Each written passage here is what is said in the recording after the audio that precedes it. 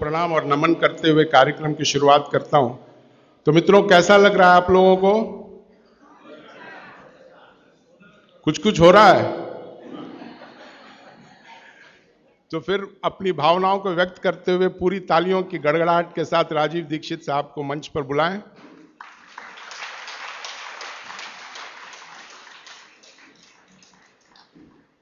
एक छोटी सी और एक गंभीर बात मैं आपको बताना चाहता हूं कि जब राजीव भाई का व्याख्यान समाप्त होता है और जब प्रश्न उत्तर का दौर चलता रहता है, उस वक्त भावनात्मक जुड़ाव और विषय की गहनता जो है वो पराकाष्ठा पर होती है, बुलंदी पर होती है। और ऐसे में हमारे कुछ मित्र अनायास बेरहमी से उठकर जाने का प्रयास करते हैं, जो उस बुलंदियों को ठेस पहुंचाती है। तो ये हमारी गुजारिश है कि जब तक यह कार्यक्रम चले, जब तक राजीव भाई नीचे नहीं उतरे, आप लोग जाने की कृपा मत करें। हम लोग एक छात्र हैं, एक बहुत ही गूढ़ और एक गहन विषय को समझने आए हैं। तो छात्रों वाले शिष्टाचार और छात्र का धर्म का निर्वाह हमें करना होगा। और इसी अपेक्षा के साथ मैं मंच राजीव भाई को सुपुर्द करता हूं। परम पूजनीय साध्वी जी, सत्य प्रभा जी, परम पूजनीय साध्वी जी, तरुण प्रभा जी, उनको मेरा सादर वंदन, कोटि कोटि वंदन। मुझे बहुत आनंद हुआ कि आज उनकी निश्रा में आपसे बात करने का, संवाद करने का समय मिलता है। मैं आपसे कल और कल के अगले एक दिन पहले और उसके एक दिन पहले 3 दिनों से जो बात कर रहा हूं, उसी बात को थोड़ा आगे बढ़ाता हूं। और आज की बात मैं आपके लिए बहुत महत्व की मानता हूं।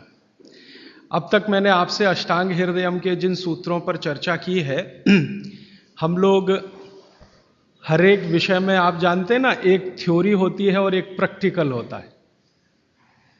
तो अब तक आप समझिए कि मैं आपसे थ्योरी की बात कर रहा था और थोड़ी सी बात और करूंगा थ्योरी की जो बची हुई है। फिर उसके बाद आज मैं आपसे कुछ प्रैक्टिकल बात भी करूंगा। अगर मैं एक और भाषा में बात करूं तो आप में से कोई लोग अगर वकालत के पेशे में हो, वकील हो, तो आप जानते हैं कि कोर्ट कोई फैसला सुनाता है, जजमेंट देता है, तो उसका एक ऑपरेटिव पार्ट होता है, फंक्शनल ऑपरेटिव पार्ट। वो अब शुरू होगा आज से, ऐसा आप कह सकते हैं। Please mobile phone switch off कर दीजिए, साध्वी जी आज हमारे बीच में हैं। आप इस बात के लिए आज छूट नहीं ले सकते। तो अब तक मैंने आपसे जो कहा है वो सूत्र रूप में थोड़ा सा सिद्धांतिक बातें, लेकिन सरल भाषा में विज्ञान के साथ पेश करने की कोशिश की, समझाने की कोशिश की। आज कुछ ऐसी बातें जो दैनिक जीवन में आप प्रयोग करें। इन सूत्रों का प्रयोग तो करना ही है, इसके लिए तो कोई विकल्प नहीं है, लेकिन इन सूत्रों के आधार पर आगे भी बहुत कुछ है जो भागवत जी ने कहा है। साध्वी जी चूंकि यहां पर हैं तो उनकी जानकारी के लिए एक छोटी सी बात जो आपके लिए पुरानी लगेगी, शायद उनके लिए नहीं होगी, और मैं उनको इसलिए भी ये कहना चाहता हूं कि वो अपने व्याख्यानों में हर बार ये बातें सैकड़ों लोगों तक कह सकती हैं। साध्वी जी, यहाँ पर हम लोग बात कर रहे हैं 3500 साल पहले भारत में एक महान व्यक्ति हुए, उनका नाम था महर्षि बागभट्ट। उनकी लिखी हुई 2 शास्त्रीय पुस्तकों पर हम चर्चा कर रहे हैं। एक उनकी पुस्तक है अष्टांग हृदयम, दूसरी पुस्तक है उनकी अष्टांग संग्रहम। ये दोनों पुस्तकों में महर्षि बागभट्ट ने 7000 सूत्र लिखे हैं, संस्कृत में लिखे हैं। ये सूत्र हमारे जीवन से जुड़े हुए हैं। हमारे अपने जीवन में हमें स्वस्थ रहना है, निरोगी रहना है, तो इन स्वस्थ और निरोगी रहने के लिए क्या क्या करना चाहिए, ये सूत्र भागवत जी ने लिखे हैं। भागवत जी महर्षि चरक के शिष्य थे। चरक ऋषि का नाम हम सब जानते हैं। चरक ऋषि के वो शिष्य थे और सबसे बेहतरीन शिष्यों में उनकी गिनती होती है, सबसे इंटेलिजेंट माने जाते हैं। चरक ऋषि ने जितना शोध कार्य किया, भागवत जी ने उससे भी ज्यादा किया। 135 वर्ष उनकी आयु रही। 135 वर्ष में लगभग आप समझ लीजिए 18 वर्ष छोड़कर, 18 वर्ष वो ये कहते हैं कि मैं प्राथमिक अध्ययन करता रहा, तो 18 वर्ष छोड़कर बाकी सारे वर्ष उन्होंने बहुत गहन अध्ययन में लगाए। और उन्होंने कोई एक सूत्र लिखा तो उस पर कम से कम 50 से ज्यादा उन्होंने ऑब्जर्वेशंस किए। आज का जो विज्ञान है, जिसको हम आधुनिक विज्ञान कहते हैं, ये पूरा ऑब्जर्वेशन पर आधारित है।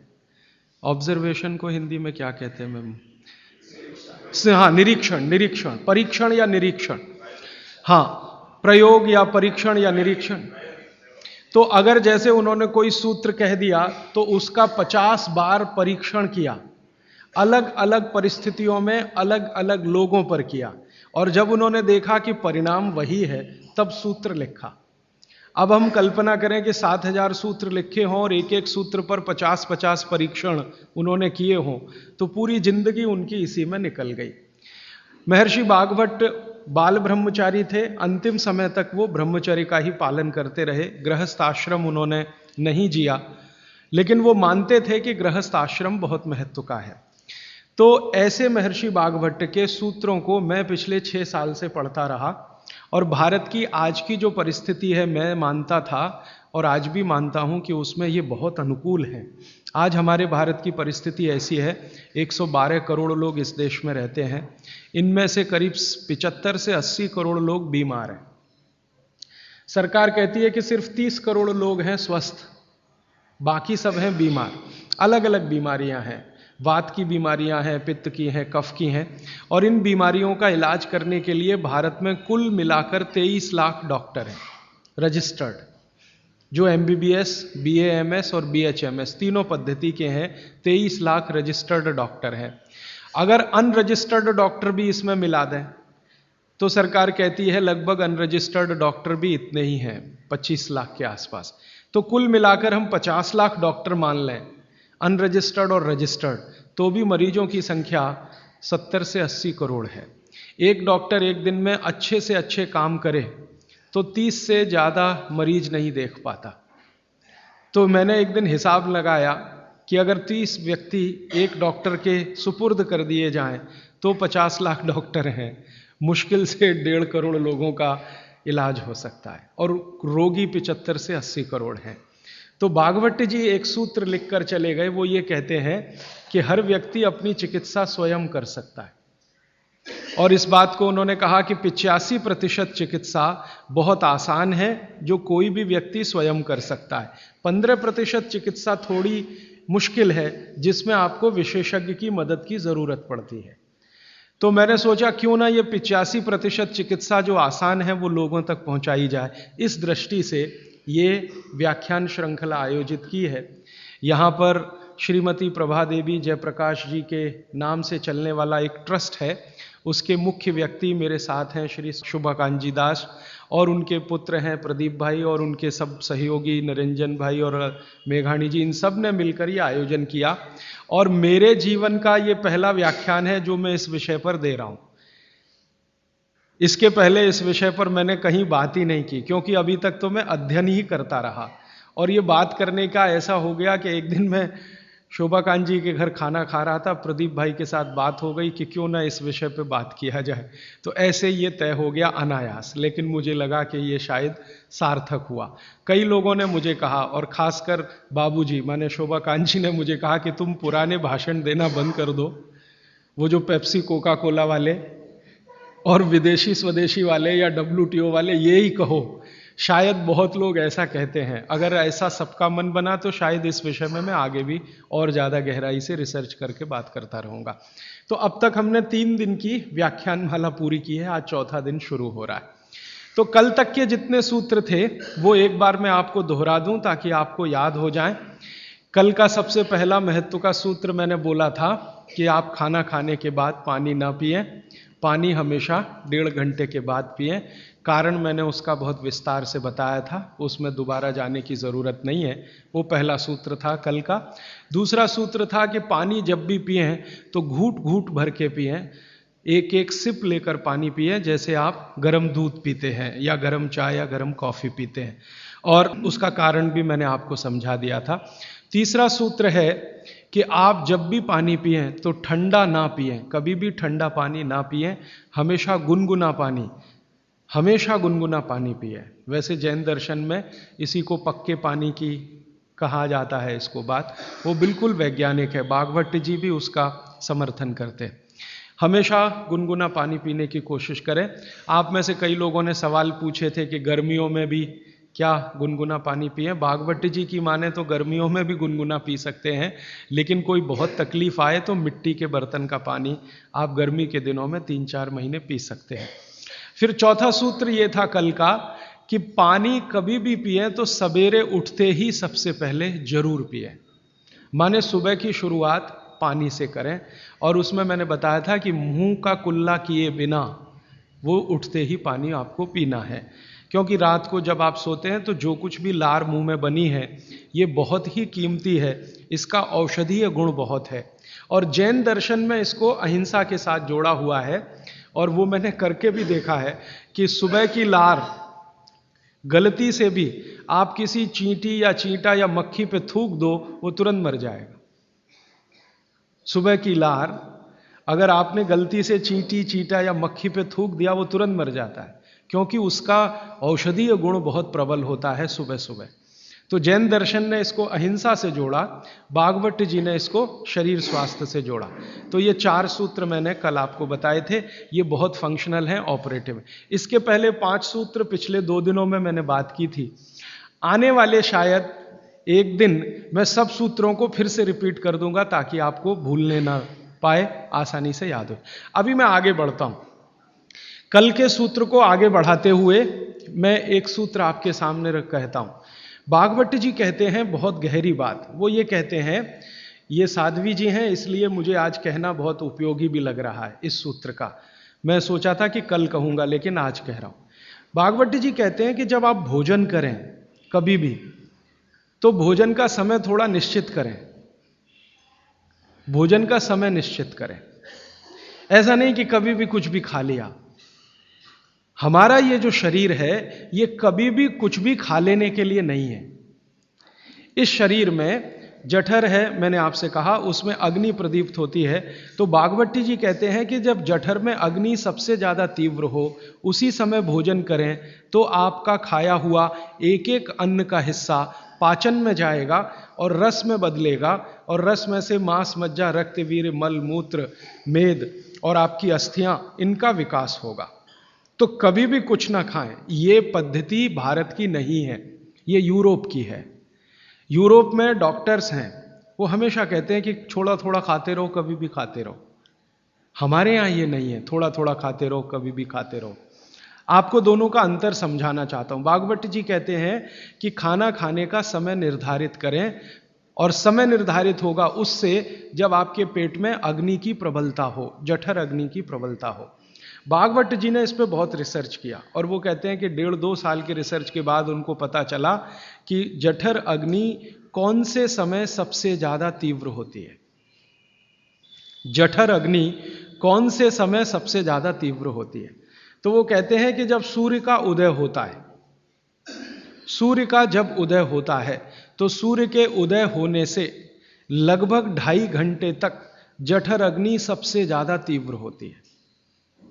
सूर्य के उदय होने से, सूर्य का उदय होना आप चेन्नई के हिसाब से सोच लीजिए, मान लीजिए 7 बजे, तो 7 बजे से लेकर 9:30 बजे तक जठर अग्नि सबसे ज्यादा तीव्र होगी। हो सकता है यही सूत्र अरुणाचल प्रदेश में मैं बात करूं तो वो 4 बजे से 6:30 का समय आ जाएगा, क्योंकि अरुणाचल प्रदेश में सूर्य 4 बजे निकल आता है। अगर मैं सिक्किम में बात करूंगा तो और 15 मिनट पहले हो जाएगा, और यही बात अगर मैं गुजरात में जाकर करूंगा तो आपसे समय थोड़ा भिन्न हो जाए। तो सूर्य के साथ इसको ध्यान रखें। तो सूर्य का उदय जैसे ही हुआ उससे अगले 2.5 घंटे तक जठर अग्नि सबसे ज्यादा तीव्र होती है। तो भागवत जी कहते हैं कि इस समय सबसे ज्यादा भोजन करें, इस समय सबसे ज्यादा भोजन करें। वो तो एक जगह यहां तक कह देते हैं कि आप अगर संभव हो तो 9:30 बजे के अंदर ही लंच करें। 9:30 बजे के अंदर ही लंच करें, माने ब्रेकफास्ट गायब, नाश्ता छोड़ें, सीधे ही भोजन करें। यहां तक वो कहते हैं। वो ये कहते हैं कि सुबह 9:30 बजे तक अगर आपने भरपेट भोजन किया है तो इसमें से जो कुछ भी बनेगा वो एक एक बूंद, एक एक अन्न का टुकड़ा, एक एक दाने का टुकड़ा आपके शरीर के लिए उपयोगी होगा। क्यों? क्योंकि वो कहते हैं कि सुबह 7 बजे से, आपके हिसाब से मैं कह रहा हूं, 7 बजे से 9:30 जठर अग्नि बहुत तीव्र होती है। भागवत जी ने एक और रिसर्च किया था कि शरीर के जो अलग अलग अंग हैं, जैसे हृदय है, हृदय, और जैसे जठर है, जठर, जैसे किडनी है, जैसे लीवर है, इनके काम करने का अलग अलग समय है। जठर अग्नि के काम करने का सबसे अच्छा समय है 7 से 9:30, सूर्योदय से 2.5 घंटे तक। फिर इसी तरह से हृदय, हृदय के काम करने का समय है सबसे ज्यादा ब्रह्म मुहूर्त से 2.5 घंटे पहले। ब्रह्म मुहूर्त आप समझते हैं 4, 4:30, तो 2, सवा 2 बजे, 1:30 बजे से लेकर 4 बजे के बीच में हार्ट सबसे ज्यादा सक्रिय होता है, और सबसे ज्यादा हार्ट अटैक उसी समय में आते हैं। किसी भी डॉक्टर से पूछ के देख लीजिए, क्योंकि हृदय जब सबसे ज्यादा सक्रिय होगा तो हृदय घात भी उसी समय होगा। इसलिए 99% हार्ट अटैक अर्ली मॉर्निंग्स में ही होते हैं, क्योंकि हृदय के काम करने का उस समय सक्रियता सबसे ज्यादा है। इसी तरह हमारा लीवर है, इसी तरह किडनी है। इसकी पूरी एक सूची मैंने बनाई है, बाहर पुस्तकों में है, इसलिए विस्तार में मैं नहीं जाता। संकेत के लिए आपसे कह रहा हूं कि हर शरीर के अंग का काम करने का एक निश्चित समय है, प्रकृति ने तय किया है, उसको भगवान ने तय किया है। तो आपका जठर अग्नि है, ये सबसे अच्छा 7 से 9:30, तो आप भरपेट खाना खाइए, ठीक है। फिर आप बोलेंगे जी दोपहर को भूख लगी तो थोड़ा और खा लीजिए, लेकिन भागवत जी कहते हैं कि सुबह का खाना सबसे ज्यादा, अगर आज की भाषा में मैं कहूं तो आपका जो ब्रेकफास्ट है ना, वो हैवियर से हैवियर होना चाहिए, भारी से भारी ब्रेकफास्ट। जितना खाते हैं ज्यादा भी खा लीजिए, कोई फर्क नहीं पड़ता। सुबह के नाश्ते में भरपेट खाइए। फिर वो कहते हैं दोपहर का भोजन अगर आप कर रहे हैं तो इसको थोड़ा कम करिए, नाश्ते से, दोपहर का भोजन नाश्ते से कुछ कम करिए, 1/3 कम कर दीजिए, और रात का भोजन दोपहर के भोजन का 1/3 कर दीजिए। अब सीधे से मैं कहता हूं, अगर आप सवेरे 6 रोटी खाते हैं तो दोपहर को 4 ले लीजिए और शाम को 2 ले लीजिए। अगर आपको आलू का पराठा खाना है या गोभी का पराठा खाना है, आपकी जीभ स्वाद के लिए मचल रही है, तो भागवत जी कहते हैं कि सब कुछ सवेरे खाओ। आलू का पराठा भी खाओ, गोभी का पराठा भी खाओ, मूली का पराठा खाओ, जो आपको खाना है। हालांकि जैन है तो आलू का पराठा तो निषिद्ध है, मूली का भी निषिद्ध है आपके लिए। फिर अगर जो जैन नहीं है उनके लिए आपको जो ज्यादा अच्छा लगता है खाने में, मैं आपको एक वाक्य में कहता हूं, जो चीज सबसे ज्यादा पसंद है वो सुबह खाओ। रसगुल्ला पसंद है तो सुबह खाओ, रबड़ी खानी है तो पसंद है तो सुबह खाओ, जलेबी खानी है तो सुबह खाओ, इमरती खानी है तो सुबह खाओ। जो भोजन आपको सबसे ज्यादा पसंद है वो सुबह खाओ, पेट भर के खाओ।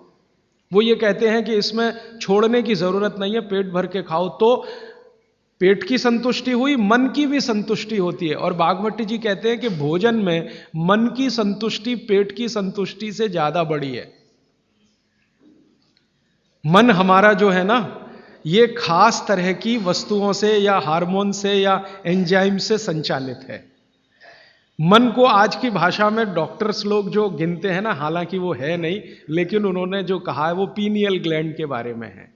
ये जो पीनियल ग्लैंड है ना, इसमें से बहुत सारा रस निकलता है, जिनको हम हार्मोन्स कह सकते हैं, कुछ एंजाइम्स हैं। ये संतुष्टि के लिए सबसे आवश्यक ग्लैंड है पीनियल ग्लैंड। तो भोजन अगर आपको तृप्त करता है, भोजन में एक तो पेट भरना है और एक तृप्त होना, तृप्त करेगा तो पीनियल ग्लैंड आपकी सबसे ज्यादा सक्रिय है।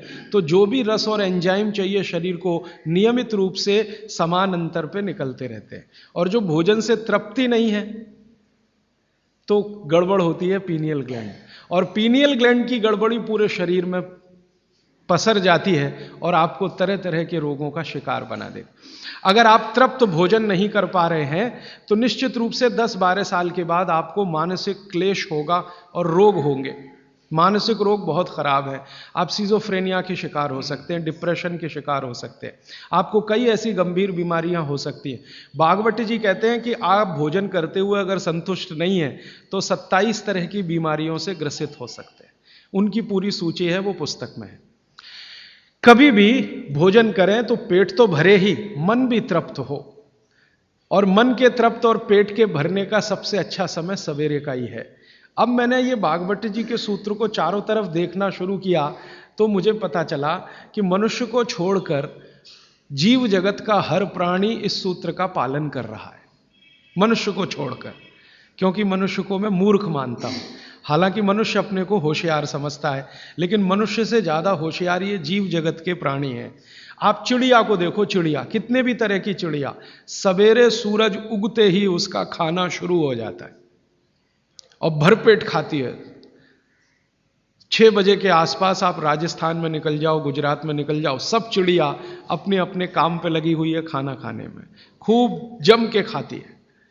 और पेट भर गया, उसके 4 घंटे के बाद ही पानी पीती है, दोपहर को ही पानी पीती है। गाय को देखो, सुबह उठते ही सूरज जैसे ही निकलेगा गाय का खाना शुरू हो जाएगा, भैंस का खाना शुरू हो जाएगा। बकरी, बकरे, भेड़, गधा, घोड़ा सब सुबह उठते ही खाना खाना शुरू करेंगे और पेट भर के खाएंगे, छक के खाएंगे, फिर दोपहर को आराम करेंगे।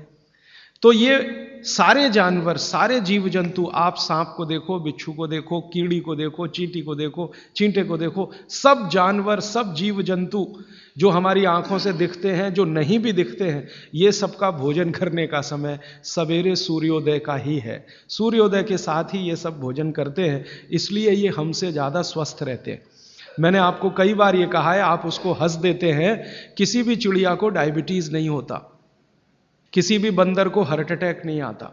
बंदर तो आपके नजदीक है ना शरीर रचना में, बस बंदर और आप में एक ही अंतर है कि उसको पूछ है, आपको नहीं है, बाकी सब कुछ एक ही है। आपका हृदय बंदर का हृदय, आपका लीवर बंदर का लीवर, आपकी किडनी बंदर की किडनी, सब कुछ समान है। माँ का गर्भाशय, बंदरिया का गर्भाशय, सब समान है, एक ही अंतर है, उसको पूछे, आपको नहीं है। तो ये बंदर को कभी भी डायबिटीज नहीं, आर्थराइटिस नहीं, कोई कुछ नहीं, कोई कुछ नहीं।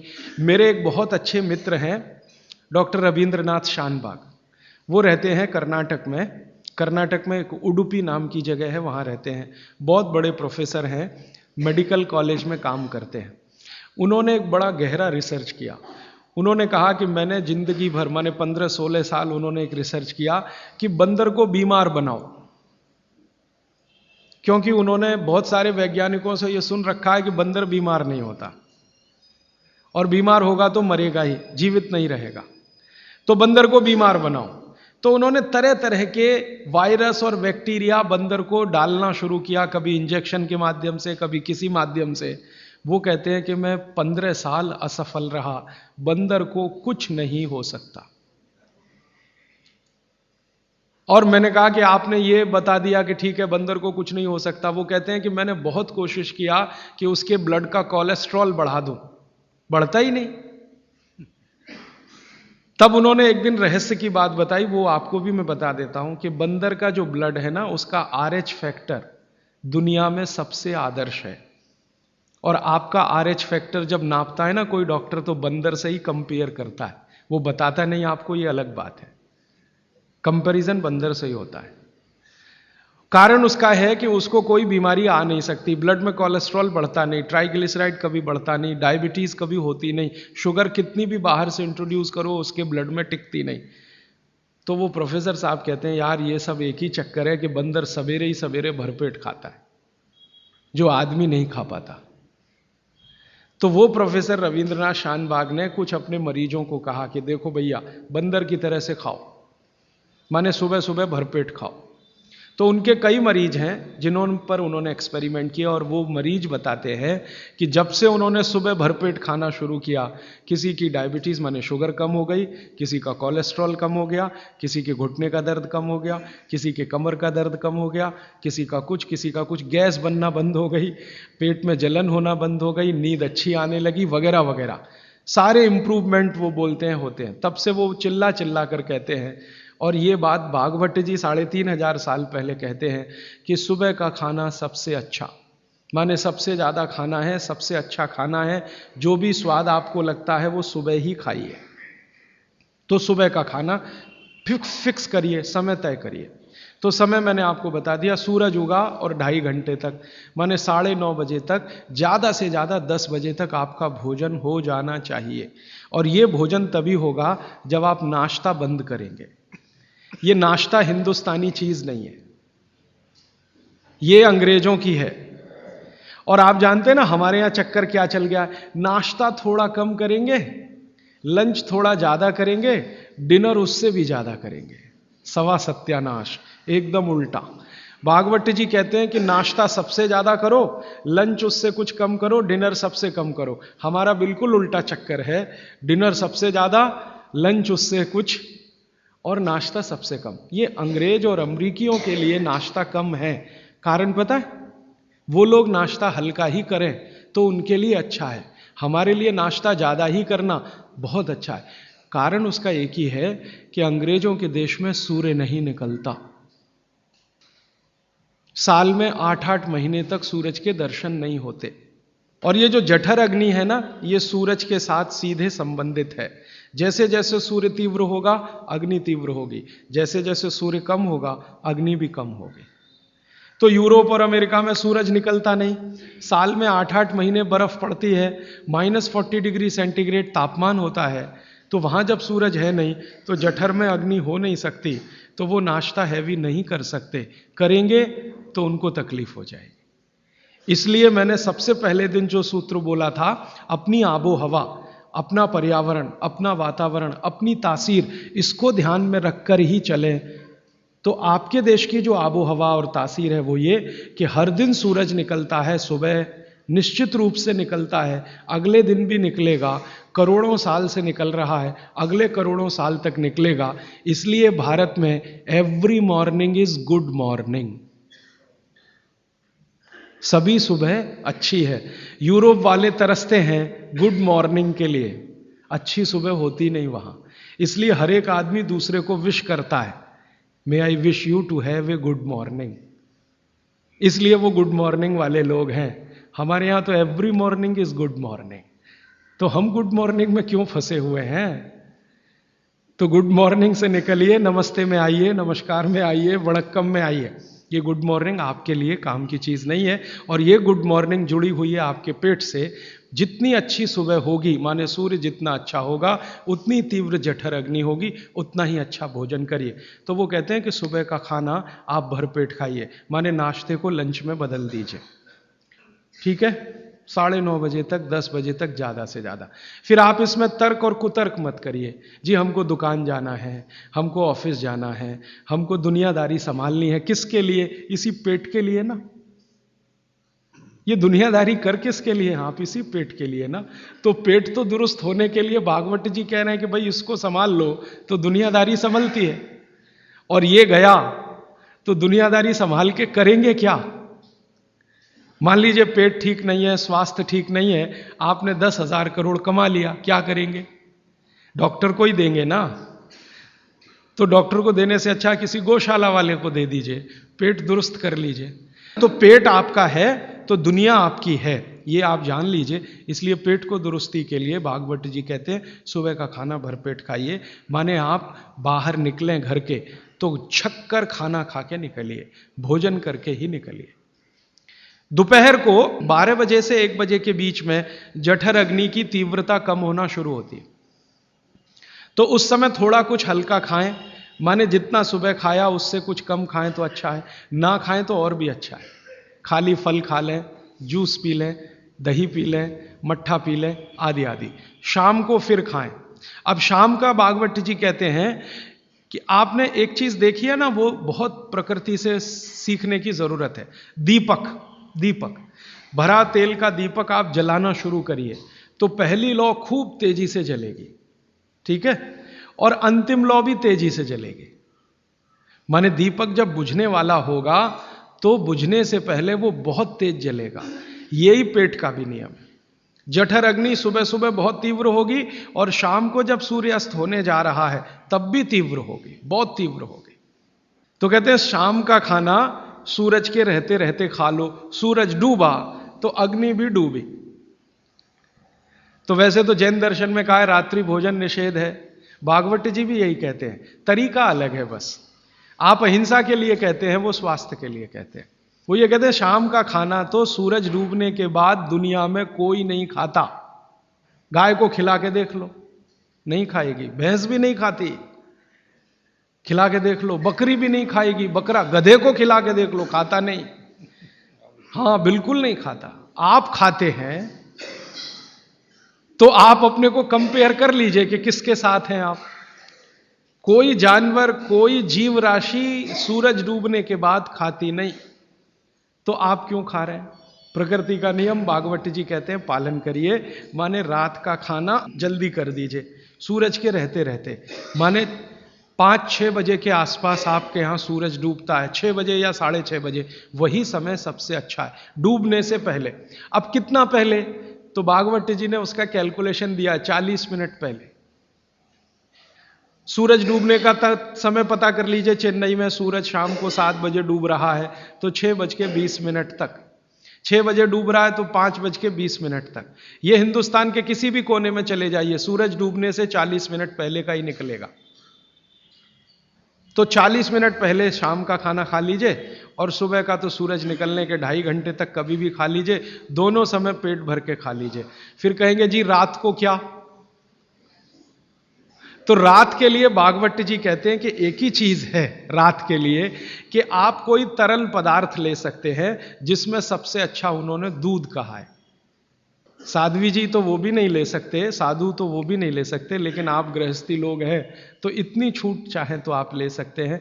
भागवत जी कहते हैं कि शाम को सूर्य डूबने के बाद, मैंने आपको कल कहा था, हमारे पेट में जठर स्थान में कुछ ऐसे हार्मोन्स या एंजाइम्स या रस पैदा होते हैं जो दूध को पचाते हैं। इसलिए वो कहते हैं सूर्य डूबने के बाद जो चीज खाने वाली है वो दूध है, या पीने वाला है वो दूध है। तो रात को दूध रख लीजिए, 6 बजे तक भरपेट खाना रख लीजिए। सुबह का खाना अगर आपने 9:30-10 बजे खाया तो शाम को 6 बजे खूब अच्छी सी भूख लगेगी। फिर आप कहेंगे जी हम तो दुकान पे बैठे हैं 6 बजे, तो डब्बा मंगा लीजिए, दुकान में डब्बा आ सकता है। हाँ, डब्बा आने में कोई तकलीफ नहीं है। दुकान में आप 6 बजे बैठे हैं, डब्बा आपका आ सकता है। और मैं आपको हाथ जोड़कर कह रहा हूं, आप में से कोई भी डायबिटिक पेशेंट है, कोई भी अस्थमेटिक पेशेंट है, किसी को भी वात का गंभीर रोग है, आज से ये सूत्र चालू कर दीजिए। 3 महीने बाद आप खुद मुझे फोन करके कहेंगे राजीव भाई पहले से बहुत अच्छा हूं, शुगर लेवल कम हो रहा है, अस्थमा मेरा पहले से कम हो रहा है। ट्राइग्लिसराइड चेक कर लीजिए और इस सूत्र को शुरू कर दीजिए। 3 महीने बाद फिर चेक करा लीजिए, पहले से कम होगा। VLDL LDL आज चेक कर लीजिए, 3 महीने बाद फिर चेक करा लीजिए, बहुत तेजी से घटेगा। HDL आज चेक करा लीजिए, 3 महीने बाद चेक करा लीजिए, बहुत तेजी से बढ़ेगा। और HDL बढ़ना ही चाहिए, LDL VLDL कम होना चाहिए। तो ये सूत्र भागवत जी का जितना संभव हो आप ईमानदारी से पालन करिए, वो आपको स्वस्थ रहने में बहुत मदद करेगा। अब इसके आगे का एक सूत्र भागवत जी कहते हैं कि जब भी आप खाना खाएं तो हर समय ये बात का ध्यान रखें, हर समय, कि 2 ऐसी विरुद्ध वस्तुएं एक साथ ना खाएं जिनका गुण और स्वभाव एक दूसरे के विपरीत है। 2 विरुद्ध वस्तुएं एक साथ कभी भी ना खाएं, यह है सीधा सीधा सूत्र। अब आप कहेंगे हमें पता नहीं विरुद्ध वस्तुएं क्या हैं। मैं कुछ विरुद्ध वस्तुओं की सूची बता देता हूं। डिटेल सूची तो भागवत जी ने बताई है। 103 वस्तुएं हैं जो एक दूसरे के एकदम खिलाफ है। 103 वस्तुएं। जैसे सबसे पहली वस्तु उन्होंने बोली है प्याज और दूध, दोनों एक दूसरे के जानी दुश्मन हैं। दूध और प्याज साथ में खाया तो 20 बीमारियां आने ही वाली हैं। सबसे ज्यादा बीमारियां आएंगी त्वचा की। आपको सोराइसिस होगा, आपको एक्जिमा होगा, आपको खाज होगी, आपको खुजली होगी, अगर प्याज दूध साथ में खा रहे हैं तो कभी भी ना खाएं। इसी तरह से वो कहते हैं कि कटहल को क्या कहते हैं? कटहल समझते? जैक फ्रूट, दूध और जैक फ्रूट कभी ना खाएं, दोनों एक दूसरे के जानी दुश्मन। और दूध और ऐसा कोई भी फल साथ में ना खाएं जो सिट्रिक एसिड प्रधान है। सिट्रिक एसिड आप समझते हैं? संतरा, मौसम्मी, नारंगी, अंगूर, खट्टी चीज। एक खट्टी चीज तो आपकी बनाई हुई है, एक खट्टी चीज भगवान की बनाई हुई, तो भगवान की बनाई हुई खट्टी चीज है, दूध के साथ जानी दुश्मन है। भागवत जी ने बहुत साल रिसर्च करके बताया, एक ही खट्टा फल है जो दूध के साथ खाएं, वो है आंवला। आंवला, आंवला ही एक फल है, खट्टा है, सिट्रिक एसिड भरपूर मात्रा में है, विटामिन सी भरपूर मात्रा में है, कैल्शियम उसमें भरपूर है। यही एक फल है जो दूध के साथ जरूर खाएं। बाकी कोई फल जिसमें खट्टापन है वो दूध के साथ ना खाएं।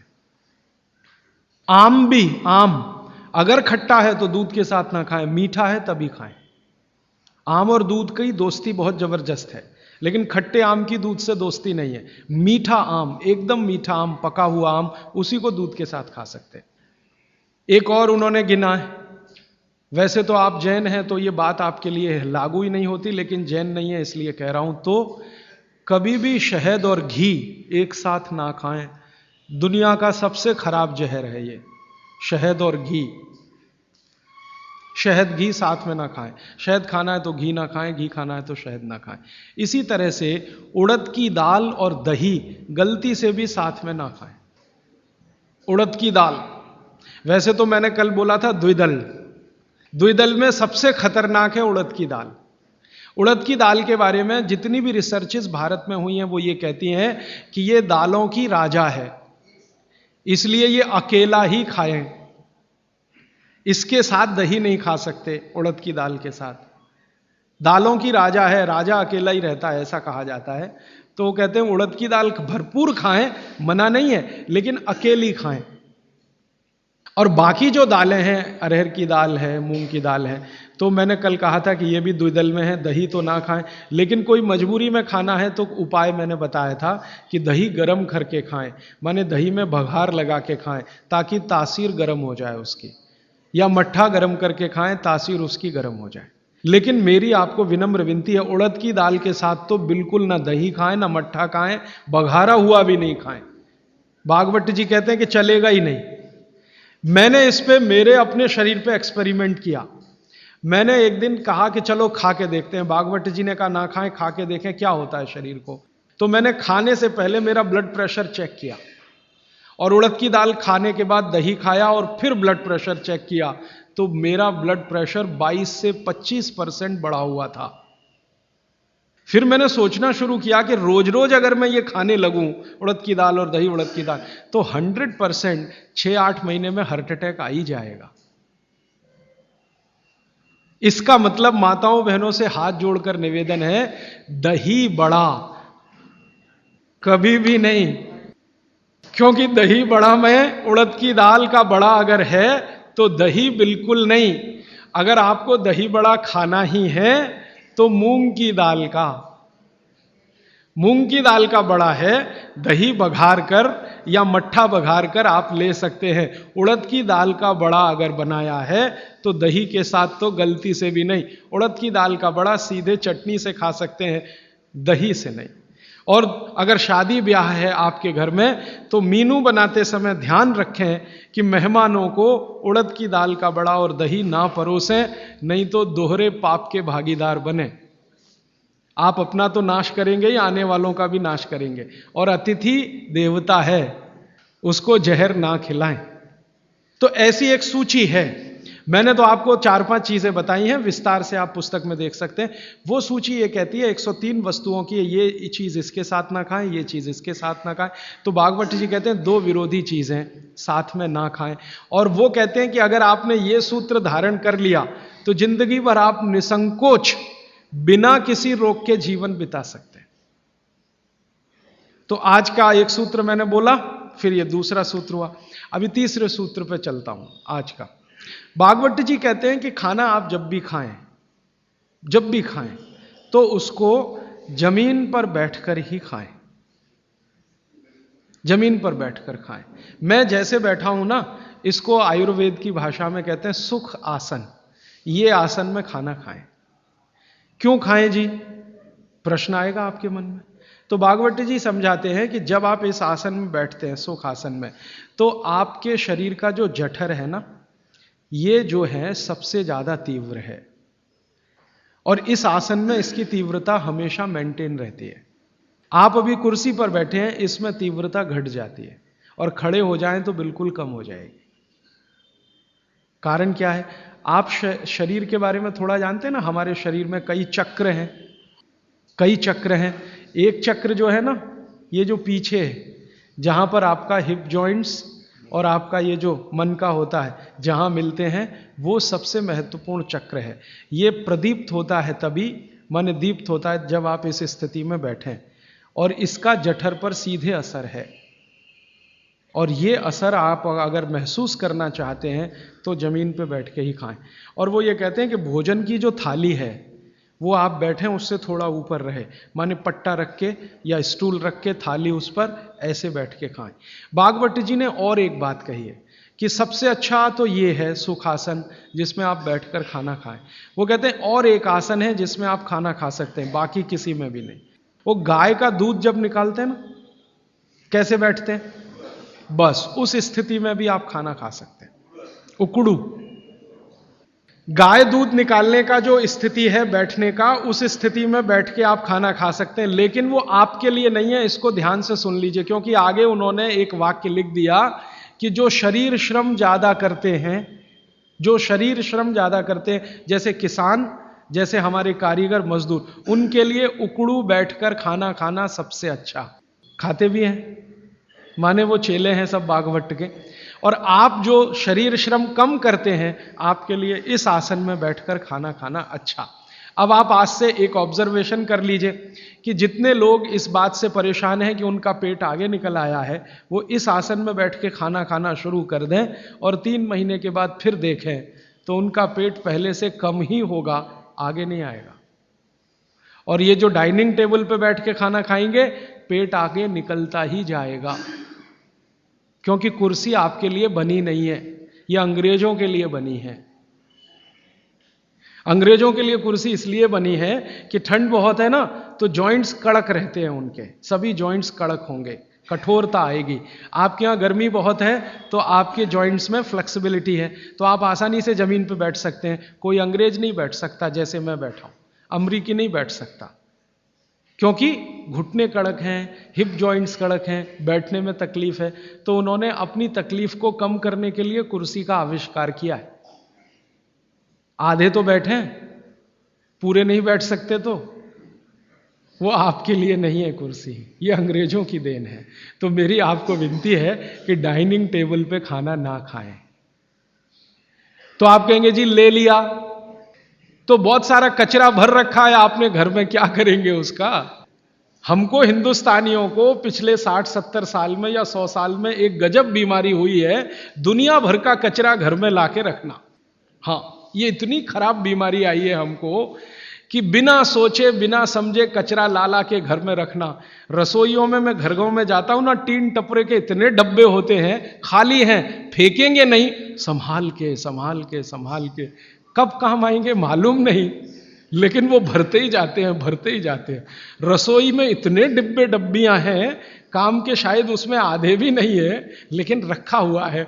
पता नहीं कचरे से इतना मोह क्यों है, जो बाहर फेंकना चाहिए वो घर में सजा सजा के रखा हुआ है। और फेंकने की बात करो, अरे पता नहीं कभी काम आ जाए, और वो कभी 60 साल में भी नहीं आता, 100 साल में भी नहीं आता। तो उसी कचरे में मैं गिनता हूं आपकी डाइनिंग टेबल। अब आप जरा हिसाब निकालो जी, ये आपने लाके रखी है डाइनिंग टेबल, मान लो ये 100 स्क्वायर फीट की है, 10 बाई 10 की है, या मान लो 50 स्क्वायर फीट की है। 50 स्क्वायर फीट की जगह आपने घर में घेर रखी है, क्या भाव है मद्रास में जगह का? 3000 रुपए स्क्वायर फीट, और 50 स्क्वायर फीट आपने घेर के रखा है। जरा जोड़ लो ना 3000 में 50 का गुणा करके, और रोज का हिसाब निकाल लो। तो एक तो खरीदा तब आपने पैसा बर्बाद कर दिया, अब इसको जगह को घेर के बर्बाद कर दिया आपने। तो अगर बन सके तो डाइनिंग टेबल निकाल दें, नहीं निकाल सकते तो कोने में रख दें। अब आखिरी बात, आप कहेंगे राजीव भाई कुछ तो ऐसी बात करो, ये डाइनिंग टेबल ले आए तो इसका कुछ तो उपयोग करो। तो अगर आप सच में ईमानदारी से डाइनिंग टेबल पे बैठ के ही खाना खाना चाहते हैं, तो कुर्सी पर ऐसे बैठ जाएं जैसे मैं बैठा हूं। डाइनिंग टेबल की कुर्सी है ना, मोह है आपको, उससे छूटता नहीं है। तो भागवत जी तो मना करते हैं। मैं उसमें एक सजेशन दे रहा हूं कि जैसे मैं आसन में बैठा हूं, कुर्सी पे भी ऐसे ही बैठ जाइए, आलती पालती मार के फिर खा लीजिए। लेकिन अच्छा तो नहीं है, लेकिन बीच का कोई रास्ता तो है। अब डाइनिंग टेबल निकले इसमें तो समय लगेगा, क्योंकि मन से नहीं निकलती। शरीर से निकलना तो आसान होता है, मन से नहीं निकलता। पता नहीं कितने कितने पैसे जमा करके ये हम लाए थे, अब ये निकले कैसे। तो आप उसका अगर सच में उपयोग करना चाहते हैं तो डाइनिंग टेबल पे, कुर्सी पे ऐसे बैठ जाइए, आसन मार के, आलती पालती मार के फिर खा लीजिए। और नहीं है अगर डाइनिंग टेबल तो बहुत सुखी है, मत लाइए, मेरी तो विनती है, मत लाइए। उसकी जगह लाना है तो छोटे छोटे पटरे ले आइए, जो आपके रसोई में बैठ के आप खाएं तो बहुत अच्छा है। अब आगे का एक सूत्र, बहुत अच्छा सूत्र है। भागवत जी कहते हैं कि खाना जब दोपहर को खाएं और सुबह खाएं, सुबह और दोपहर, ये दो बात। वो ये कहते हैं कि दोपहर और सुबह का खाना खाएं। वैसे तो वो कहते हैं दोपहर का ना खाएं, दोपहर का खाना सवेरे खाएं। लेकिन अगर आप खा ही रहे हैं तो वो ये कहते हैं कि तुरंत विश्रांति लें, खाते ही विश्रांति लें, खाते ही आराम करें, काम कोई ना करें। सुबह का खाना अगर 10 बजे खाया या 12 बजे खाया या 11 बजे खाया तो खाते ही विश्रांति लें। कब तक? 20 मिनट, 20 मिनट, 20 मिनट विश्रांति लें। और उसको उन्होंने एक्सप्लेन किया है कि वो विश्रांति जो होनी चाहिए वो आपके शरीर को, जो बायां हाथ है इसको नीचे करके, दाएं हाथ को ऊपर करके वाम कुक्षी अवस्था में लेटें। अब वाम कुक्षी को सरल भाषा में समझाता हूं। भगवान विष्णु को लेटे हुए देखा शेषनाग पर, बस उसी परिस्थिति में लेटे, उसी स्थिति में लेटे। विष्णु भगवान शेषनाग पर लेटे हुए, वो वाम कुक्षी की अवस्था है। खाना खाने के बाद हमेशा दोपहर को और सुबह इस अवस्था में जरूर लेटें। क्यों? Left side. आप जानते हैं हमारे शरीर में 2 नाड़ियां हैं, वैसे तो 3 हैं, 3 नाड़ियां, एक सूर्य नाड़ी है, एक चंद्र नाड़ी है, एक मध्य नाड़ी है। ये जो सूर्य नाड़ी है यही भोजन को पचाने में मदद करती है। सूर्य नाड़ी तभी चलती है जब आपकी चंद्र नाड़ी कम हो। भोजन पचाना है सुबह का और दोपहर का, सूर्य नाड़ी तीव्र होनी ही चाहिए। तो लेफ्ट साइड में लेटो तो तुरंत सूर्य नाड़ी शुरू हो जाती है। वैसे तो अगर आप स्वस्थ हैं तो खाना खाते ही आपकी सूर्य नाड़ी अपने आप शुरू हो जानी चाहिए। नहीं हो रही है तो लेफ्ट साइड में लेट जाइए, लेटते ही शुरू हो जाएगी। 20 मिनट जरूर लेटें। फिर आप कहेंगे जी नींद आ गई, तो भागवत जी कहते हैं ले लो एक झपकी। वो ये कहते हैं रोको मत इस नींद को। जो सूत्र उन्होंने लिखा है कि दोपहर भोजन के बाद या सुबह भोजन के बाद अगर आपको आलस्य है शरीर में, तो वो कहते हैं कि बिना संकोच इस झपकी को ले लो। 20 मिनट की झपकी ले लो, ज्यादा से ज्यादा 40 मिनट की ले लो, इसके आगे नहीं।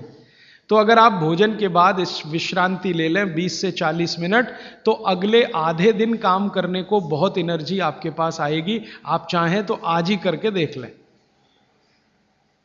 मैं इस सूत्र को वैसे कल विस्तार से समझाने वाला हूं। भागवत जी ने कल एक सूत्र, माने कल मैं उस सूत्र को लूंगा, उसमें उन्होंने ये कहा है कि शरीर के 14 वेग होते हैं, वेग, उनको कभी भी रोके नहीं। उसमें से निद्रा है, नींद जो है ना, ये एक वेग है। तो वो कहते हैं कि दोपहर के खाने के बाद अगर आलस्य आ रहा है तो ये स्वाभाविक है, क्योंकि खाना खाते ही जठर अग्नि प्रदीप्त होगी। अग्नि प्रदीप्त होने के लिए मैंने आपसे कल समझाया था ना, ब्लड की जरूरत पड़ेगी। तो सारे शरीर का खून पेट में रहता है जब तक खाना पचता है, तो बाकी अंगों को खून की कमी है तो प्रेशर बढ़ेगा। सारा खून एक जगह आएगा तो दूसरे अंगों पे तकलीफ आएगी कि नहीं?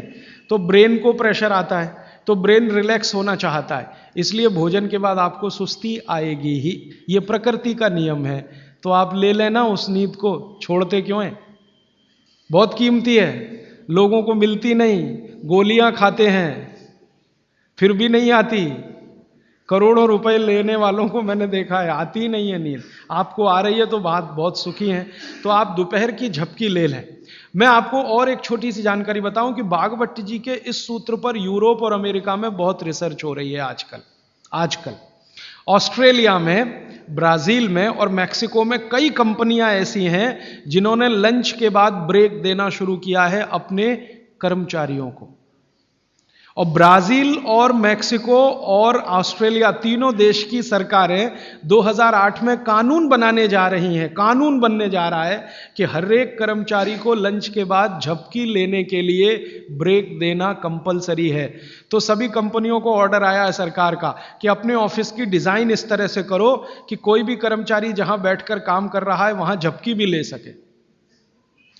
जिन कंपनियों में ये चल रहा है सिलसिला, मैंने उनसे ईमेल से कांटेक्ट किया कि भैया ये तुमको कहां से याद आ गया, ये तो बागवट जी 3,500 साल पहले कह के गए।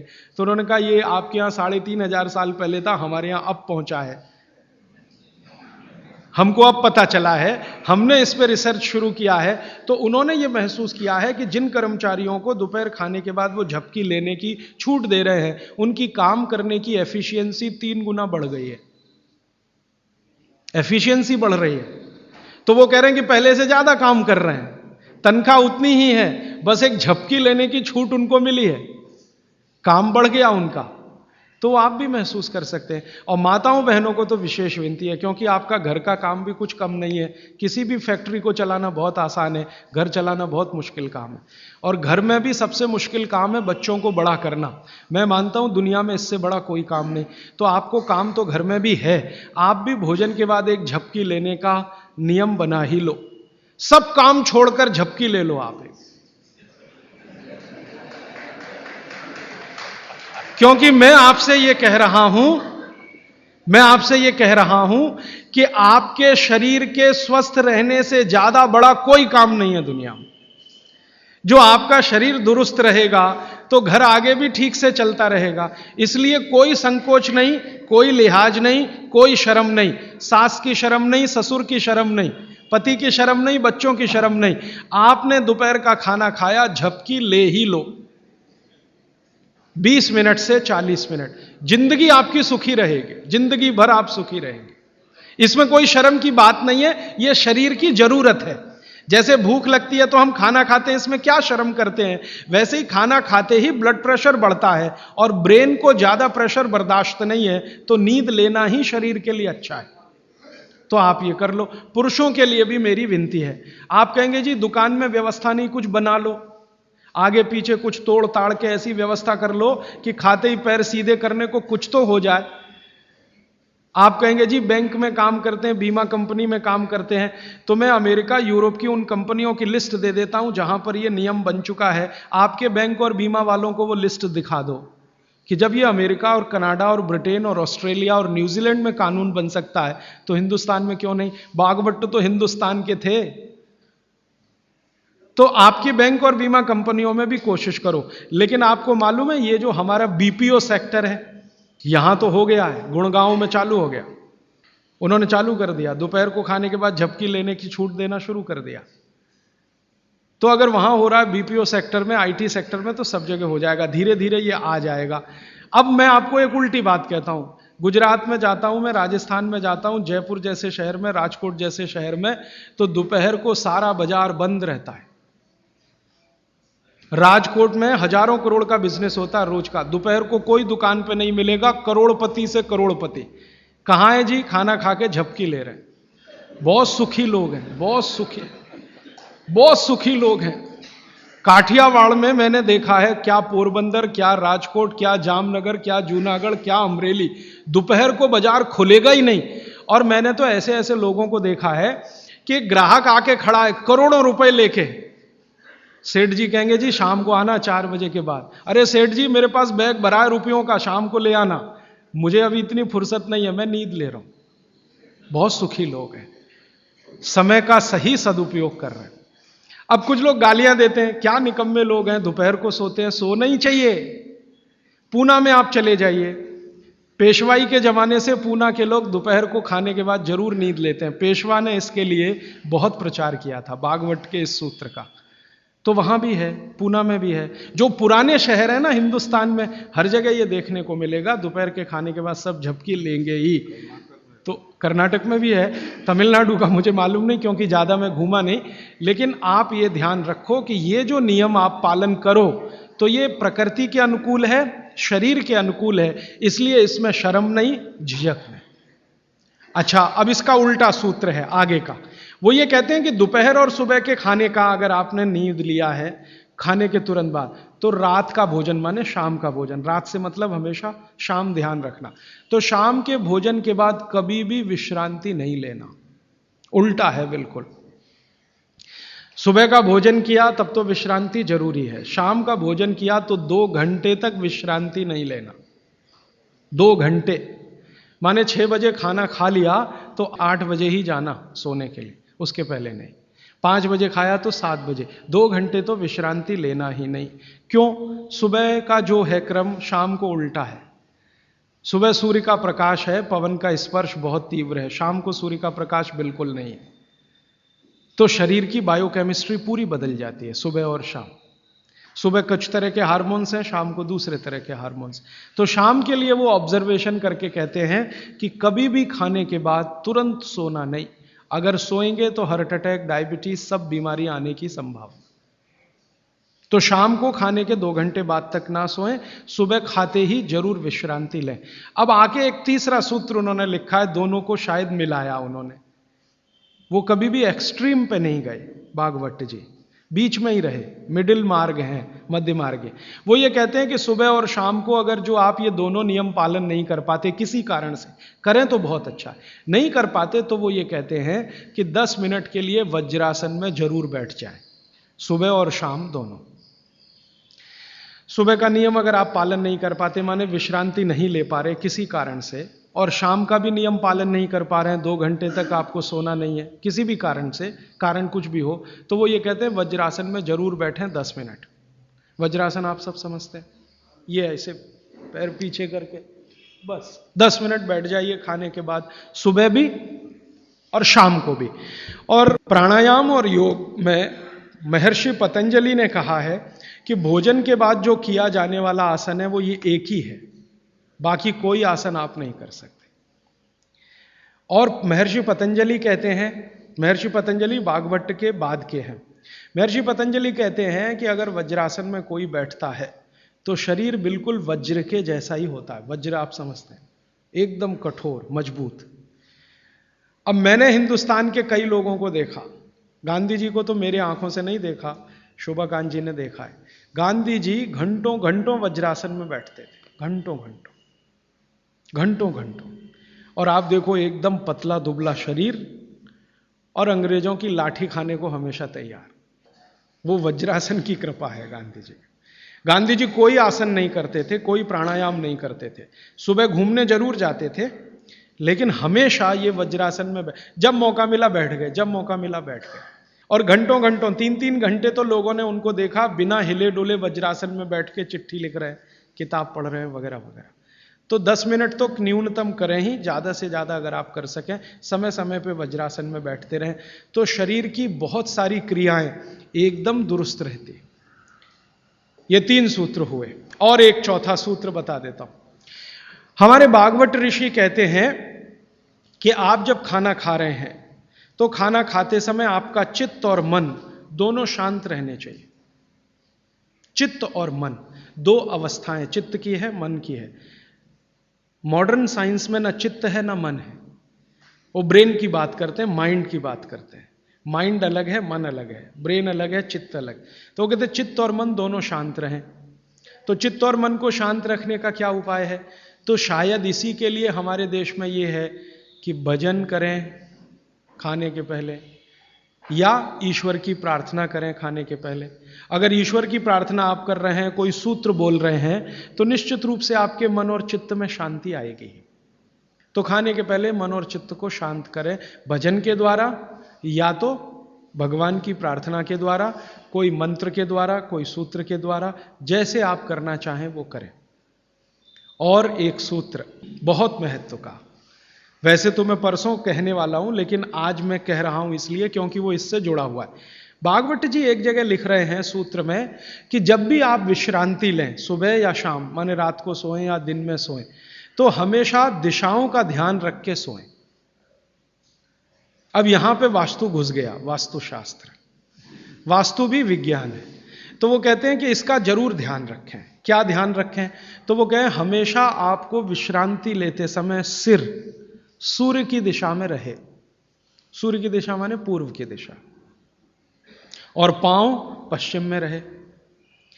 और वो कहते हैं कि अगर कोई बहुत मजबूरी आ जाए, कोई भी मजबूरी के कारण आप पूर्व में सिर नहीं कर सके, तो दक्षिण में जरूर कर ले, साउथ में। तो या तो ईस्ट और या साउथ। जब भी आराम करें, लेटें, तो सिर हमेशा पूर्व में ही रहे, पांव हमेशा पश्चिम में रहे। और कोई मजबूरी हो तो दूसरी दिशा है दक्षिण, दक्षिण में सिर रखें, उत्तर में पांव।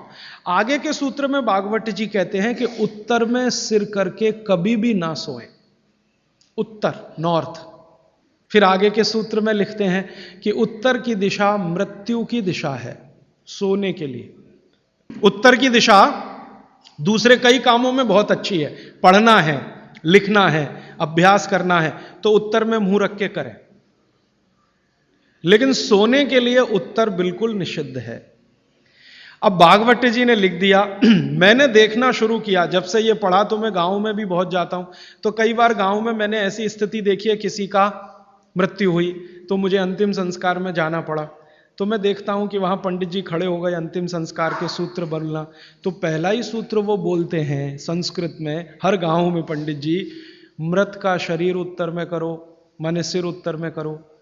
पहला ही मंत्र है, पहला ही मंत्र बोलेंगे, मृत व्यक्ति का सिर उत्तर में करो। और हमारे देश में आर्य समाज के एक संस्थापक रहे स्वामी दयानंद सरस्वती, उन्होंने भारत में जो संस्कार होते हैं ना, जन्म का संस्कार है, गर्भाधान संस्कार है, मृत्यु भी एक संस्कार है, तो उन्होंने एक पुस्तक लिखी है संस्कार विधि। उसमें पहला ही सूत्र है मृत्यु के लिए, तो उसमें वो कह रहे हैं कि सबसे पहले मृत व्यक्ति का सिर उत्तर में करो, उसके बाद विधि शुरू करो। अब ये तो हुआ भागवत जी का, दयानंद जी का वगैरह। अब मैं विज्ञान जोड़ रहा हूं इसमें, ये मेरा अपना एक्सप्लेनेशन है। क्यों? आज का जो हमारा दिमाग है ना, ये क्यों के बिना मानता नहीं। हाँ, क्यों ऐसा करें? कारण उसका बिल्कुल साफ है। आधुनिक विज्ञान ये कहता है कि आपका जो शरीर है और आपकी जो पृथ्वी है, इन दोनों के बीच में कोई बल काम करता है, पृथ्वी और शरीर के बीच में। इसको हम कहते हैं गुरुत्व आकर्षण बल, ग्रेविटेशनल फोर्स। अब ये कैसे काम करता है? पृथ्वी के बारे में आप जानते हैं, पृथ्वी का उत्तर, पृथ्वी का दक्षिण, ये दोनों सबसे ज्यादा तीव्र हैं गुरुत्व आकर्षण के लिए। पृथ्वी का उत्तर, पृथ्वी का दक्षिण एक चुंबक की तरह से काम करता है गुरुत्वाकर्षण के लिए। आपका जो शरीर है, इसका ये है उत्तर, सिर जो है ना शरीर का उत्तर है और पांव दक्षिण है।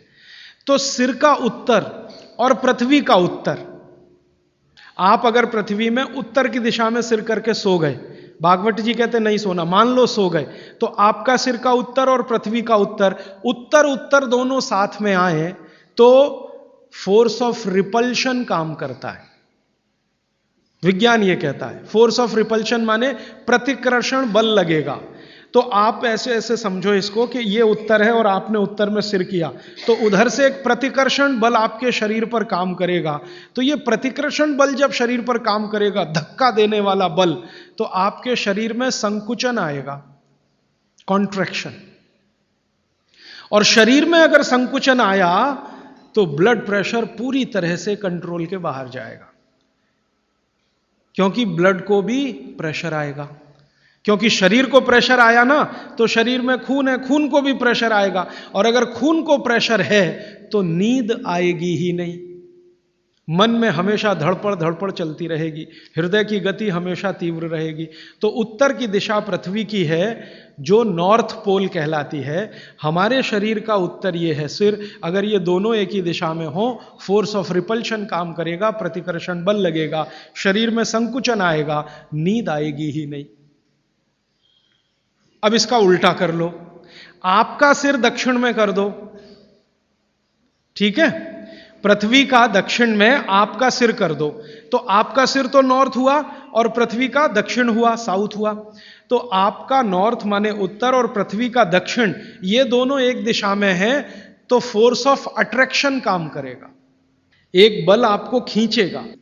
और अगर आपके शरीर पर खिंचाव पड़ेगा, मान लीजिए आप लेटे हैं और ये पृथ्वी का दक्षिण है और इधर आपका सिर है, तो आपको खींचेगा अगर कोई तो शरीर थोड़ा सा बड़ा होगा। जैसे रबर खींचती है ना, इलास्टिसिटी, ऐसे ही शरीर में थोड़ा सा बढ़ाव आएगा। जैसे ही शरीर थोड़ा सा बढ़ा तो बॉडी में रिलैक्सेशन आ गया। आप अंगड़ाई लेते हैं ना, एकदम शरीर को तान देते हैं, फिर क्या लगता है? बहुत अच्छा लगता है, क्योंकि शरीर को ताना तो उसके बाद शरीर में थोड़ा बढ़ाव आया, आप बहुत रिलैक्स फील करेंगे। तो इसलिए भागवत जी ने कहा कि दक्षिण में सिर करेंगे तो शरीर पर फोर्स ऑफ अट्रैक्शन है, उत्तर में सिर करेंगे तो फोर्स ऑफ रिपल्शन है। फोर्स ऑफ रिपल्शन में शरीर पर दबाव पड़ता है, फोर्स ऑफ अट्रैक्शन में खिंचाव पड़ता है। खिंचाव और दबाव एक दूसरे के विपरीत हैं। दबाव से शरीर में संकुचन आएगा तो खिंचाव से शरीर में थोड़ा सा फैलाव आएगा। तो फैलाव है तो आप सुखी नींद लेंगे और उस पर दबाव है तो नींद नहीं है। इसलिए उन्होंने बहुत बेहतरीन विश्लेषण दिया है। ये विश्लेषण मैं मानता हूं जिंदगी के सारे मानसिक रोगों को खत्म करने का अकेला है सूत्र।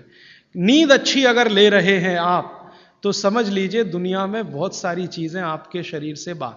भोजन अच्छा है, नींद अच्छी है, और क्या चाहिए? तो आप नींद अच्छी लें, ब्रेन हमेशा आपका फोर्स ऑफ अट्रैक्शन पे रहे, इसके लिए दक्षिण में सिर करके सोना बहुत अच्छा, और नहीं तो पूर्व में करना। अब पूर्व क्या है? पूर्व के बारे में पृथ्वी पर रिसर्च करने वाले सब वैज्ञानिकों का कहना है कि पूर्व न्यूट्रल है। पूर्व जो है ना न्यूट्रल है, ना तो वहां फोर्स ऑफ अट्रैक्शन है ज्यादा, ना फोर्स ऑफ रिपल्शन है, और अगर है भी तो दोनों एक दूसरे को बैलेंस किए हुए हैं। इसलिए पूर्व में सिर करके सोएंगे तो न्यूट्रल आप भी रहेंगे, तो आसानी से नींद आएगी और अच्छी नींद आएगी। पश्चिम का आप पूछेंगे जी, पश्चिम के लिए अभी रिसर्च होना बाकी है। भागवत जी मौन है उस पर, कोई एक्सप्लेनेशन देकर नहीं गए हैं, और आज का साइंस भी लगा हुआ है। कोई रिसर्च अगर आ गई तो मैं जरूर आप तक प्रेषित करूंगा। पश्चिम के बारे में सोने के हिसाब से वैसे तो बहुत रिसर्च हो चुकी है पश्चिम पर, वास्तु वालों ने बहुत काम कर लिया है कि पश्चिम में क्या होना चाहिए क्या नहीं होना चाहिए, लेकिन सोने के हिसाब से, स्लीप के हिसाब से जो सूत्र में बात कर रहा हूं वो रिसर्चेस पश्चिम पर कम हुई हैं, पूर्व पर हो चुकी हैं, दक्षिण पर बहुत हो चुकी हैं, उत्तर पर तो सबसे ज्यादा हो चुकी है। तो ये तीन दिशाओं को ध्यान में रखना है सोते समय। माने पूर्व में सिर करके सोएं तो बहुत अच्छा, नहीं तो दक्षिण में। अब इसके आगे का सूत्र और भी मजेदार है, बहुत इंटरेस्टिंग है। भागवत जी कहते हैं कि किन को पूर्व में सिर करके सोना और किन को दक्षिण में। उन्होंने कैटेगरी बना दी। तो वो कहते हैं जो साधु हैं, जो सन्यासी हैं, जो ब्रह्मचर्य का पालन कर रहे हैं, जो गृहस्थ जीवन नहीं जी रहे हैं, जो दुनिया की मोह माया से दूर हैं, इन सबको पूर्व में ही सिर करना हमेशा। और जो दुनिया चला रहे हैं, घर चला रहे हैं, गृहस्थी चला रहे हैं, परिवार चला रहे हैं, पत्नी के साथ रह रहे हैं, बच्चों के साथ, उनको दक्षिण में ही सिर करना। अब यहां बिल्कुल क्लियर हो गया, अब कोई कंफ्यूजन नहीं रहना चाहिए। आप जितने लोग हैं सब अपना परिवार चलाने वाले, घर गृहस्थी चलाने वाले, दुनिया चलाने वाले लोग हैं, तो आप तो आज ही अपने बेड की पोजीशन बदलो। दक्षिण में सबके सिर होने चाहिए बेड के। और मेरे जैसे लोग जो शादी नहीं करते, ब्रह्मचारी हैं वगैरह वगैरह, इनको पूर्व में ही सोना। साधु जी, साध्वी जी जो भी हैं, जिनको अपने जीवन में नैष्ठिक ब्रह्मचर्य का पालन करना है, साधु महात्मा संत, इनको पूर्व में ही सोना है सिर रख के। और आप जैसे लोग जिनको घर गृहस्थी चलानी है, दक्षिण। अब यहां कोई कंफ्यूजन की गुंजाइश नहीं है। आप अपना याद रखो, मैं मेरा याद रखता हूं। अच्छा, आज के लिए इतने ही सूत्र। अब आप सवाल पूछ सकते हैं। साउथ डायरेक्शन में फोर्स ऑफ अट्रैक्शन है कहा आपने, सिर के लिए। हाँ। तो शरीर की खिंचाई होती है, तो क्या जिन बच्चों की हाइट कम है उनको कंपलसरी हम साउथ फेसिंग जरूर सुलाइए, ताकि उनकी हाइट बढ़े? जरूर सुलाइए। जिन बच्चों की लंबाई आपको कम लग रही है, आप हमेशा उनका सिर दक्षिण में रख के सुलाइए। थोड़े 3-4 साल के बाद आपको खुद महसूस हो जाएगा, हाइट बढ़ने का, लंबाई बढ़ती हुई दिखाई देगी। राजीव भाई, कल आपने बताया था सुबह उठते ही पानी पीना चाहिए। लेकिन जैन धर्म में ये बताते हैं कम से कम 48 मिनट्स बाद में कुछ भी वो लेना बिल्कुल चाहिए। ठीक है। जो जैन इसके लिए दर्शन क्या में करना 48 मिनट का नियम है ना, सूर्योदय होने के 48 मिनट के बाद, वो बिल्कुल नियम सही है, पक्का है। वो नियम क्या है वो हमें समझने की बात है। वो नियम ऐसा है, जो पानी है ना, पानी बहुत सारी जीव राशियों का संग्रह है। अब ये थोड़ी सूक्ष्म की बात है, मैं जाना नहीं चाहता था लेकिन सवाल पूछ लिया इसलिए कह रहा हूं। पानी जो है सूक्ष्म जीव राशियों का संग्रह है। आप चाहें तो पानी में लेंस लगा के देखें, करोड़ों करोड़ों सूक्ष्म जीव आपको दिखाई देंगे इधर उधर भागते घूमते। अगर देख लें तो दिल ही नहीं करे पानी पीने के लिए। ये तो सुबह सुबह क्या होता है कि आपका जो मुंह है, ये जो लार है ना, ये मैंने आपसे कहा कि सुबह के समय सबसे ज्यादा तीव्र होती है, मेडिसिनल प्रॉपर्टी ज्यादा होती है इस लार की। तो अगर आपने उठते से ही पानी पिया तो उसमें पूरी संभावना है कि ज्यादा जीव राशि की हत्या होगी। इसलिए जैन दर्शन ये कहता है अनावश्यक हिंसा से बचो। हिंसा से बच सकें ये आदर्श है, लेकिन अनावश्यक हिंसा से जरूर बचो। अनावश्यक, जरूरी नहीं है तो उसको हिंसा मत करो। तो अनावश्यक हिंसा से बचने के लिए जैन शास्त्रों ने, जैन आचार्यों ने ये कह दिया जी 48 मिनट के बाद पियो। ये 48 मिनट में क्या हो जाता है, 48 मिनट में आपके मुंह की जो लार है ना, इसकी जो क्षारीयता है ये कम हो जाती है, बहुत कम हो जाती है, बहुत तेजी से कम होती है। और इसकी क्षारीयता कम हुई, एल्केलिनिटी जिसको आप कहेंगे अंग्रेजी में, तो जीव राशि के मरने की संभावना उतनी कम हो जाती है। तो फालतू हिंसा से बचने के लिए जैन दर्शन ने यह कहा कि नवकार्षियों एक शब्द इस्तेमाल करते हैं ना, हाँ, तो ये उसके साथ उन्होंने जोड़ा। वो 48 मिनट का कैलकुलेशन बागभट्ट जी का भी है। वो ये कहते हैं कि सुबह उठते ही 48 मिनट तक अगर आप इंतजार करते हैं तो मुंह की जो लार है इसकी क्षारीयता कम होना शुरू होती है। तो उठते ही पानी पीने में अगर आप जैन दर्शन पालन करते हैं तो 48 मिनट ध्यान रखो। और अगर आप जैन दर्शन पालन नहीं कर रहे हैं तो आपके लिए शायद हिंसा का उतना महत्व नहीं है, लेकिन करें तो आपके लिए भी अच्छा है। तो आप बोलेंगे जी 48 मिनट तक क्या करें, बैठे रहे? तो भगवान का नाम ले लो, आप ईश्वर का जाप कर लो, मंत्र का जाप कर लो, कुछ कर लो और फिर पानी पियो, फिर उसके बाद आपकी दिनचर्या शुरू करो। ये बीच का रास्ता मैंने बताया जी। और कोई प्रश्न? हाँ, आपने शहद और घी के विरुद्ध बताए। शहद और घी, हाँ। तो जैसे जन्म होता है तो बच्चे को शहद और घी चटाया जाता है, एक ऐसा संस्कार है, तो वो कैसे? जी, ये जो संस्कार है ना, बच्चे को जन्म लेते ही शहद घी चटाने का, इस संस्कार को करते समय जो लोग हैं ना, कुछ चीजों का ध्यान नहीं रखें तो तकलीफ है। आयुर्वेद के हिसाब से अगर आप ध्यान नहीं रखते तो बहुत तकलीफ है। आयुर्वेद ये कहता है कि शहद और घी बराबर मात्रा एक साथ कभी भी लेंगे तो जहर ही है। लेकिन कुछ भारत में ऐसे समूह हैं जो अपने बच्चों को ये करते हैं, शहद और घी चटाते हैं, लेकिन सभी लोग भारत में ऐसा नहीं करते हैं। बहुत सारे लोग नहीं भी चटाते, लेकिन जो चटाते हैं उनको मैंने पूछा, ऐसे कुछ समूह हैं भारत में जो चटाते हैं, उनको मैंने पूछा तो वो मुझे एक इंटेलिजेंट उत्तर देते हैं, और वो बागभट्ट जी का भी सही है। वो ये कहते हैं कि जी हमने शहद और घी साथ में चटाया तब जब उसमें गाय का मूत्र थोड़ा मिलाया था या गाय के गोबर का रस डाला था।